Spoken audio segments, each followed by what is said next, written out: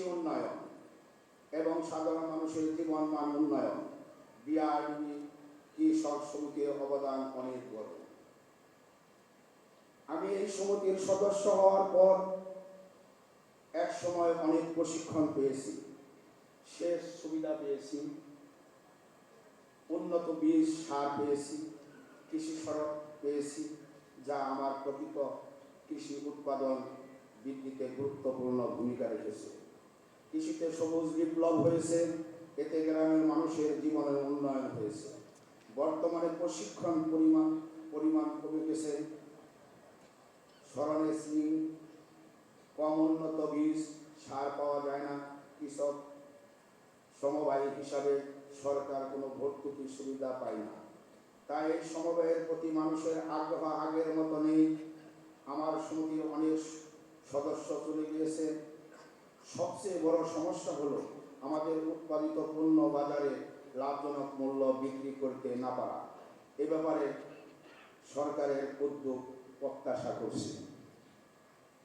সমিতির সদস্যের প্রশিক্ষণ, জ্বালানি তেল ও সার, ভর্তুকি সুবিধা, কৃষি যন্ত্রপাতি ক্রয়ের জন্য পর্যাপ্ত সরণ ও ভর্তুকি সুবিধা, কৃষি পণ্য সংরক্ষণ সুবিধা প্রদান করা হলে আমার বিশ্বাস সমিতিগুলো আবার শক্তিশালী হবে, তরুণরা এগিয়ে আসবে, তারা কৃষি উদ্যোক্তা হবে এবং পল্লী অর্থনীতি আরও শক্তিশালী হবে।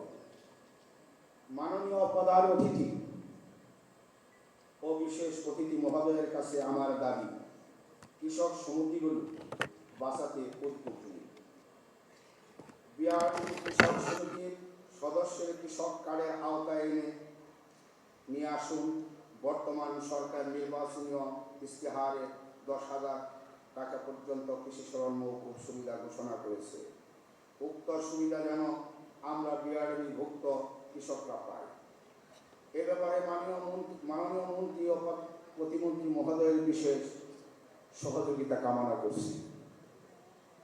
বিআরডি দেশের প্রত্যেকটি উপজেলায় কাজ করছে। এই নেটওয়ার্ককে কাজে লাগিয়ে সমিতির সদস্যদের কৃষি সুবিধাসমূহের আওতায় আনা গেলে সমিতিগুলো আবারও কার্যকর জনমুখী করা সম্ভব হবে। সর্বশেষ আমার প্রত্যাশা, সরকার ও বিআরডির সহযোগিতা কৃষক সমিতিগুলো আবারও পল্লী উন্নয়ন, কৃষি উৎপাদন বৃদ্ধি, কর্মসংস্থান সৃষ্টি, উদ্যোক্তা তৈরি এবং দারিদ্র্য বিমোচনে গুরুত্ব ভূমিকা রাখবে ইনশাআল্লাহ। সকলকে ধন্যবাদ। আসসালামু আলাইকুম।